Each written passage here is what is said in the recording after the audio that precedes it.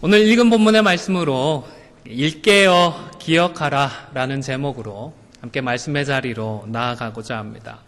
지난 시간에 우리가 어떻게 해야 삼가하는 것인지에 대해서 5가지 교훈 중에서 먼저 3가지를 상고하였습니다.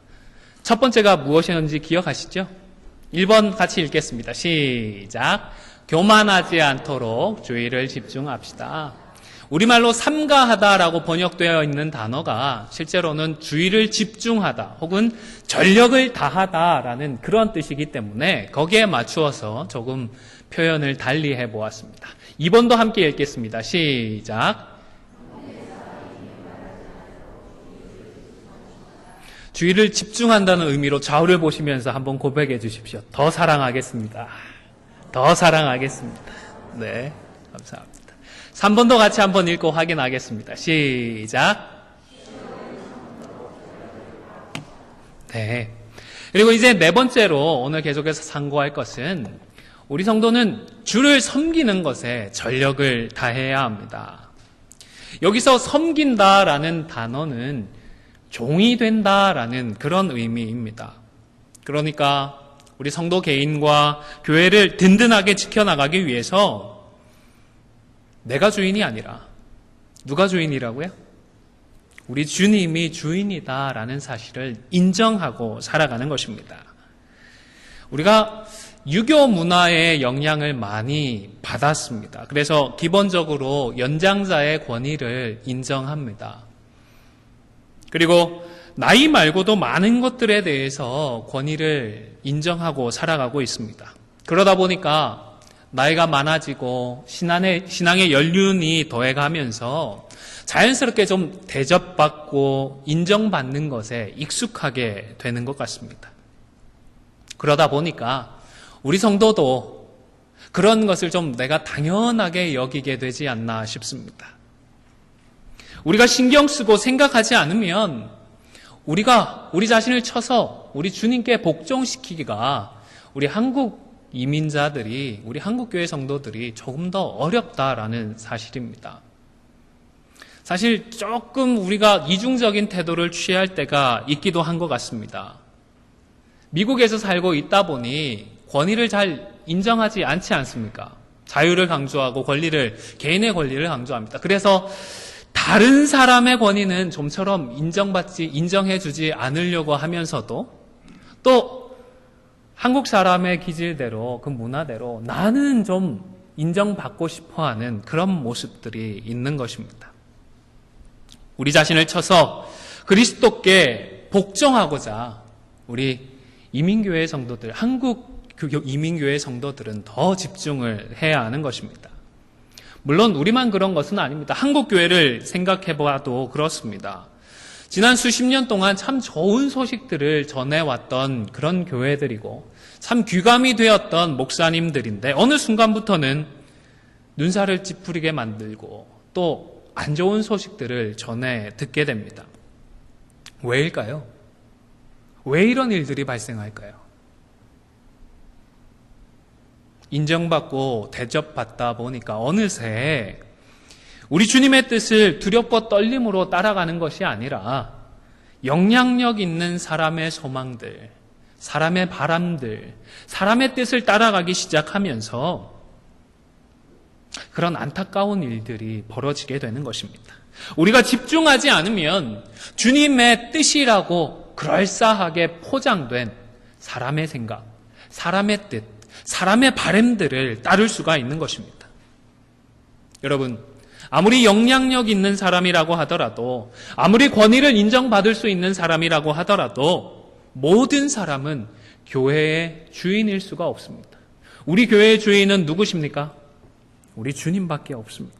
아멘입니다. 감사합니다, 권사님. 우리 교회의 주인은 주님밖에 없는 것입니다.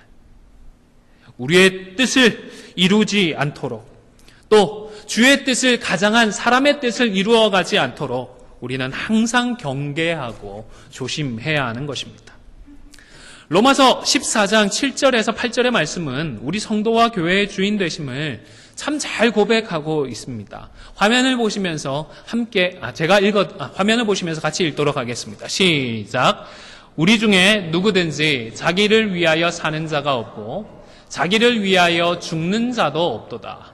우리가 살아도 주를 위하여 살고 죽어도 주를 위하여 죽나니 그러므로 사나 죽으나 우리가 주의 것이로다. 우리가 주를 위해서 사는 것 믿음으로 고백하시죠? 아멘입니까? 아멘. 오늘 우리 예배 마치고 언약교회와 같이 소풍 가는데요. 이게 우리를 위한 건가요? 주를 위한 건가요? 헷갈리시나요?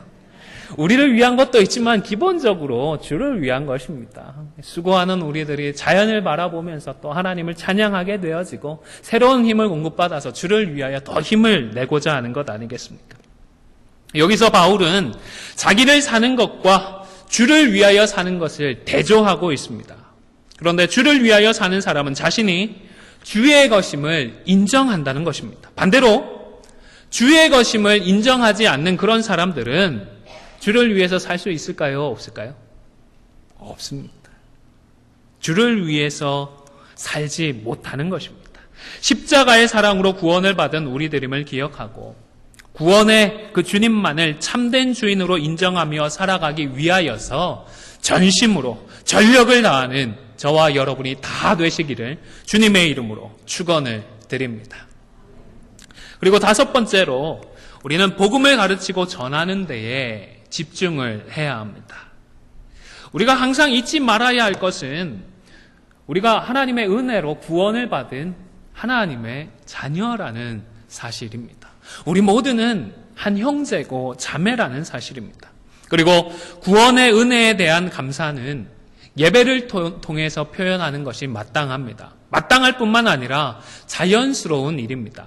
왜냐하면 우리를 향한 그 십자가의 사랑을 기억할 때에 우리도 또한 하나님을 사랑하게 되어지고 그 사랑을 예배로서 표현할 수 있기 때문입니다.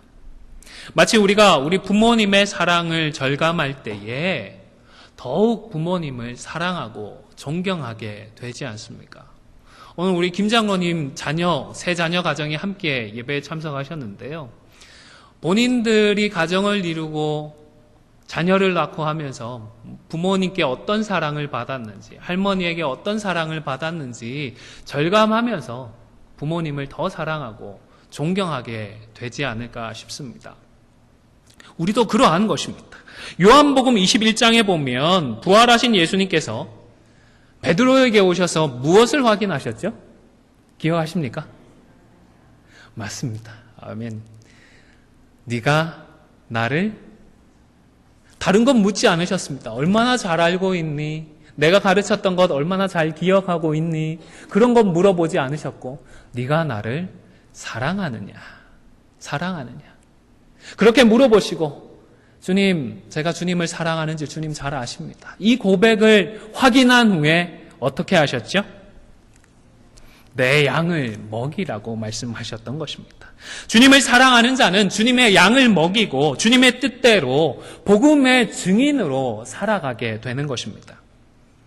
사실 우리 안디옥 교회가 죄송하지만 지난 몇 년간 택한 영혼들을 사랑하시는 그들을 향해 나아가기를 원하시는 하나님의 그 뜻을 잘 감당하지를 못했습니다. 물론 개인적으로 꾸준히 힘써 오신 분들이 계신 줄로 압니다. 수고 많으셨습니다. 감사합니다.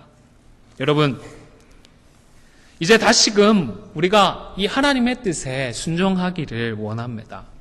이번 가을에는요, 우리가 마음을 새롭게 하고 복음 전파의 이 사명에 다시 힘을 내기를 소원합니다. 우리를 사랑하시는 하나님을 위해서, 그리고 우리가 사랑하는 우리의 하나님을 위하여서 복음의 증인된 사명을 다시 감당하고자 하는 것입니다. 특별히 태신자를 마음에 품고 기도하면서 좋은 관계를 형성해서 교회로 초청하는 이런 관계 전도의 방법을 사용하고자 합니다. 주거를 통해서 계속 과정들을 제시하게 될 터인데 제안하는 과정과 방법들에 동참해 주시기를 바랍니다. 못하겠는데, 안 되겠는데, 또 될까? 이런 마음 하지 마시고, 주저하지 마시고, 되든지 안 되든지 좋습니다. 우리 주님께서 다른 사람을 변화시키라고 하셨나요? 증인이 되라고 하셨나요? 증인이 되라고만 하셨습니다. 증인으로서 나아가면 되는 것이 아닌가 생각합니다. 내가 꼭 누군가를 인도해야지, 누군가를 전도해서 하나님으로 내가 만들어야지가 아니라 하나님의 뜻대로, 하나님의 말씀으로 증인으로 나아가서 우리에게 주어진 이 증인된 사명을 힘써 감당함으로 우리 하나님을 기쁘시게 해드리는 저와 여러분이 다 되실 수 있기를 주님의 이름으로 간절히 축원을 드립니다. 에베소 교회 그리고 사도 바울의 마지막 작별의 장면이 오늘 본문입니다. 이 마지막 이별의 순간에 교회 장로들에게 삼가하라고 권면했던 바울은 그 뒤에 이어서 일깨어서 기억을 하라고 말씀을 합니다. 31절의 말씀을 우리 성경책을 펴서 함께 읽도록 하겠습니다. 20장 31절입니다. 시작. 그러므로 여러분이 일깨어 내가 3년이나 밤낮 쉬지 않고 눈물로 각 사람을 훈계하던 것을 기억하라. 아멘. 에베소 교회는 이제 홀로 서기를 해야 합니다. 스스로의 힘으로 굳게 서기 위해서는 무엇보다 지금까지 배워왔던 그 하나님의 말씀을 스스로 일깨어 기억해야 하는 것입니다. 그래서 바울은 지난 3년간 밤낮으로 익혀왔던 그 말씀을 일깨어서 기억하라고 강조를 하는 것입니다. 일깨우다라는 이 단어는 정신을 차리다 혹은 정신을 차려서 경계를 하다라는 그런 뜻입니다. 마치 군대에 있는 보초병들처럼 바짝 정신을 차리고 사주 경계를 하는 것입니다. 바울은 정신을 바짝 차려서 무엇을 하라고요? 무엇을 기억하자고요? 배운 하나님의 무엇을요? 말씀을 기억하자고 하는 것입니다. 우리가 말씀을 일깨어 기억하기 위해서는 먼저 말씀을 배워야 하는 것입니다. 성경을 읽어야 한다는 말, 아마 많은 분들이 입이 아프도록 말해 오셨을 것이고, 그렇게 입이 아프도록 하시는 말씀을 귀가 아프도록 들어오셨잖아요. 혼자서는 다 이해하기 힘이 드니까 혼자 성경을 묵상하면서 또 주위 분들의 도움도 받을 필요가 있습니다. 그것이 지혜롭습니다. 또 혹 교회 밖에서 도움을 받는 그런 경우도 있을 수 있는데, 이런 경우에는 조금 뭐라고 할까요? 의심의 눈길을 좀 가지고 도움을 받으시면 좋겠습니다. 긴장의 끈을 늦추지는 마시기를 바랍니다. 왜냐하면 별의별 말들이 많이 있고 별의별 사람들이 다 있기 때문입니다. 열에서 한 8, 9은 맞겠지만 그 중에 하나, 둘은 틀릴 수도 있고 우리와 다를 수도 있다라는 생각을 가지고 외부에서의 도움을 받아야 하는 것입니다. 그리고 그렇게 배운 말씀을 우리가 일깨어서 기억해야 하는 것입니다. 사도 바울은 우리가 얼마나 연약한 자인지 잘 알고 있었습니다. 뿐만 아니라 사단마귀가 우는 사자와도 같이 우리 교회를 엿보고 있다라는 사실을 누구보다도 잘 알았습니다. 그래서 교회의 어려움이 찾아올 수 있다는 사실을 잘 알고 있었던 것입니다. 물론 바울이 에베소 교회를 떠나지 않고 그들과 함께 있었다라고 해서 이러한 어려움을 반드시 방지를 했다, 미연에 막을 수 있었다라고 보증할 수 있는 것은 아닙니다. 그러나 다만 같이 있다면 서로를 위해서 기도해 주면서 반복해서 상기시켜 주었을 것인데 이제는 그 일을 해줄 수가 없는 것입니다. 그래서 스스로 일깨어서 말씀을 기억하라고 가르쳐 주었던 것입니다. 우리 한 사람 한 사람이 스스로 일깨어 하나님의 말씀을 기억해야 하는 것입니다. 바울이 이렇게까지 이야기하는 데에는 확실한 이유가 있었습니다. 첫 번째로 29절을 보시면요, 교회 밖에서부터 사나운 이리가 들어와서 양떼를 아끼지 않을 것이기 때문입니다. 사나운 일이라는 비유는 진리인 것처럼 가장한 거짓 가르침을 전해서 교회를 혼란스럽게 만들고 어지럽히는 그런 자들을 의미합니다. 교회 밖으로부터 어느새 교회 안으로 들어와서 성도들을 아끼지 않는 것입니다. 여기서 아끼다라는 단어는 원어적으로는 조심스러워하다 혹은 관대하게 대하다라는 그런 뜻입니다. 가족을 특별히 어린 자녀들을 대하는 그런 관계를 표현하는 단어가 아닐까 싶습니다. 그러니까 아끼지 않는다라는 이런 표현은 사나운 맹수가 양떼에 그 양의 우리에 뛰어들어와서 닥치는 대로 핥히고 찢고 물고 해치는 그런 일들을 표현하는 것인데, 교회 가운데 이런 일들이 일어날 수가 있다는 것입니다. 여러분, 그런데 개인적으로 안타까운 것은 자주 있지는 않지만 우리 성도가 성도를 대할 때에도 이런 모습을 취할 때가 있지 않나 싶습니다.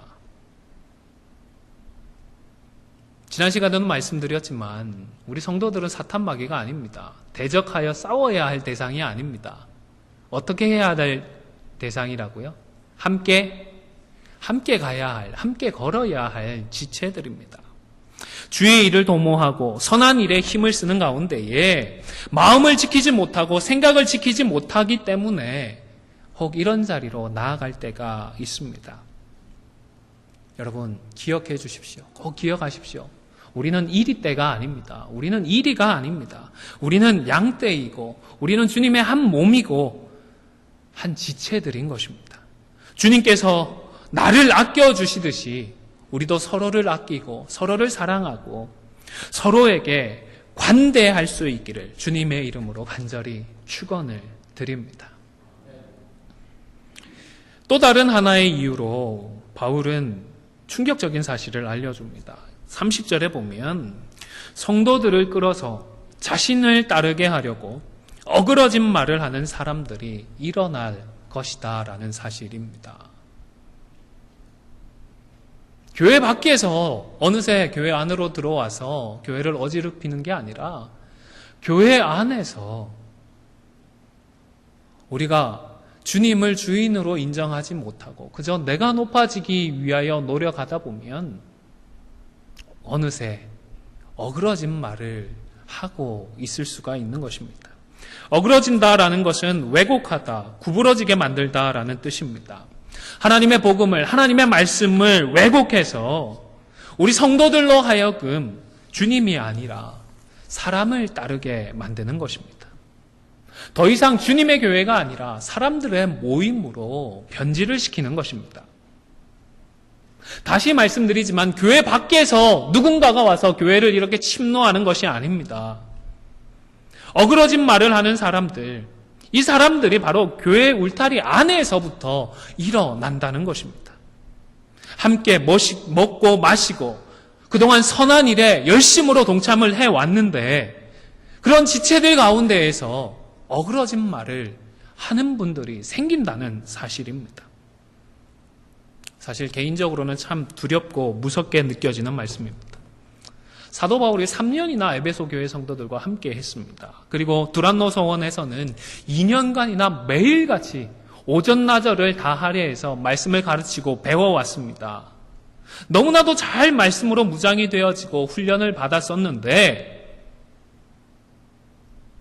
이런 모임에서도 그 속에서 어그러진 말들을 하는 사람들이 나올 것이라는 말입니다. 사도 바울이 가르쳤는데 사도 바울과 3년이나 말씀으로 서로 교제했는데 그런 무리들 가운데에서도 어그러진 말을 하는 사람들이 나온다고 하는데 과연 내가 목회를 제대로 할 수 있을까? 과연 우리는 진리의 말씀으로 잘 무장을 해서 우리 교회를 지키고 복음의 사명을 제대로 감당할 수 있을까? 고민이 되고 두렵기까지 한 것입니다.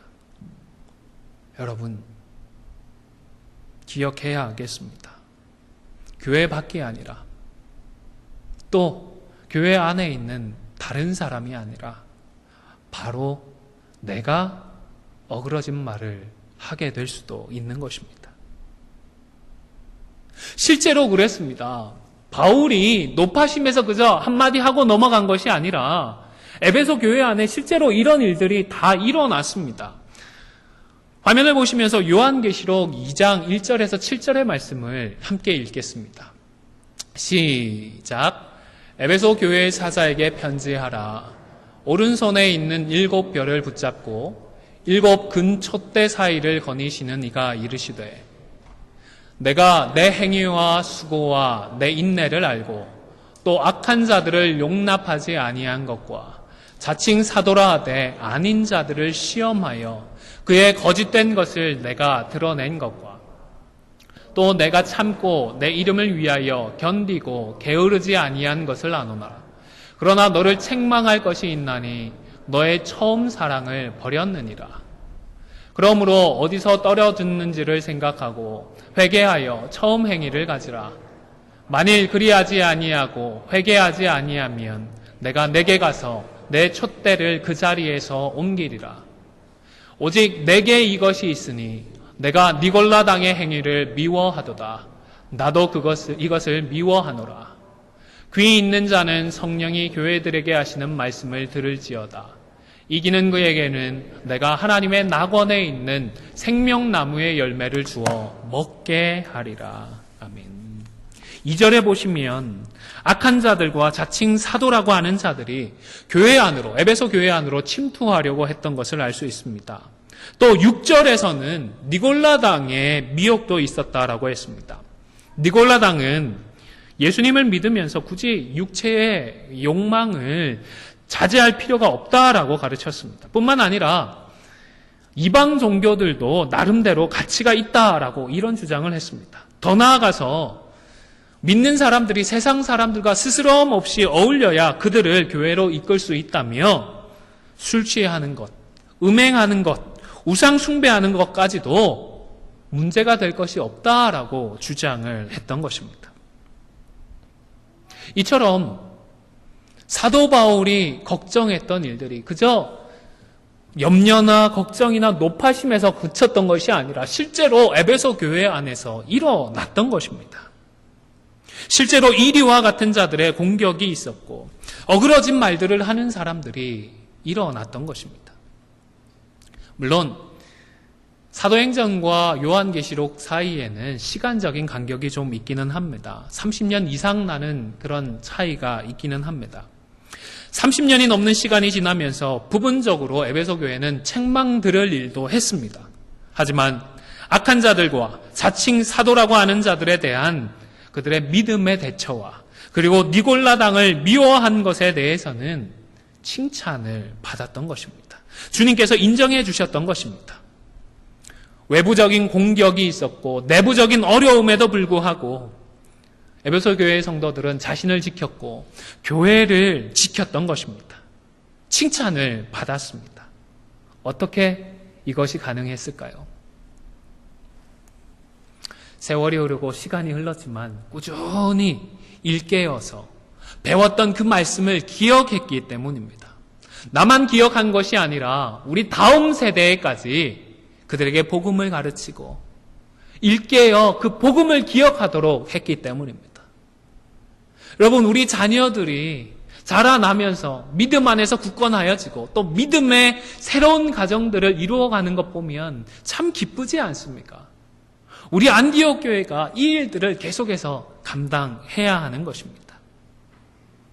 사랑하는 성도 여러분, 에베소 교회의 성도들이라고 우리보다 탁월했을까요?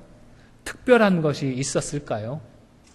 물론 저와 비교할 수 없는 탁월한 지도자 바울이 있기는 했습니다. 그러나 우리에게는 사도 바울과 에베소 교회 성도들에게 없었던 것이 있습니다. 사도 바울도 66권 신구약 성경은 다 없었습니다. 그렇죠? 우리는 사도 바울 이후에 기록된 성경을 통하여서 완전하게 계시된 하나님의 뜻과 계획을 알고 있습니다. 우리 구원에 대해서는 이제 부족한 것이 없습니다. 성경이 있고요. 또 에베소 교회 성도들이 훌륭할까요? 우리 안디옥 교회 성도들이 훌륭할까요? 우리가 더 훌륭하다고 말하고 싶지 않으십니까? 저도 그렇게 말씀드리고 싶은데 우리가 더 낫다라고 말씀드리지는 못하겠지만 최소한 그들 못지 않다라고는 제가 확실하게 말씀드릴 수 있습니다. 성정이 다를 바가 없기 때문입니다. 똑같은 사람이기 때문입니다. 에베소 교회 성도들이 했다면 66권의 말씀을 붙들고 있는 우리는 할 수 있을까요? 없을까요? 할 수 있습니다. 할 수 있는 것입니다. 사랑하는 성도 여러분, 지금의 결과에 일희일비하지 마시기를 바랍니다. 주신 말씀을 붙드십시오. 낙심하지 말고 삼가하십시오. 포기하지 말고 일깨어 말씀을 기억하시기를 바랍니다. 이것이 결코 헛되지 않은 줄로 믿습니다. 마지막으로 갈라디아서 6장 9절의 말씀을 다 함께 읽으며 오늘 말씀을 마무리하고자 합니다. 화면을 보시면서 내게 주시는, 우리에게 주시는 하나님의 말씀으로 받으실 수 있기를 바랍니다. 함께 읽겠습니다. 우리가 선을 행하되 낙심하지 말지니 포기하지 아니하면 때가 이름에 거두리라. 아멘. 기도하겠습니다. 참 좋으신 아버지 하나님, 하나님께서 허락하신 복음과 말씀으로 우리들이 살아가기를 소원합니다. 바라옵고 소원하옵기는 말씀으로 살아가는 우리들 낙심하지 않도록 우리의 마음을 지켜주시옵소서. 포기하지 않도록 우리의 생각을 지켜주시옵소서. 그리하여 꾸준히 말씀을 행하고 말씀에 순종하는 가운데에 때가 되매 그 말씀의 열매들이 거두어지는 은혜와 역사를 허락하여 주시옵소서. 혹 우리의 때에 열매 맺지 않더라도 주님, 우리의 다음 세대, 우리의 그 다음 세대에 또한 열매 맺어질 것을 믿음으로 기대하며 묵묵히 충성하고 순종하는 저희들 되어질 수 있도록 인도하여 주시옵소서. 감사를 드리며 예수님의 이름으로 기도 올리옵나이다. 아멘.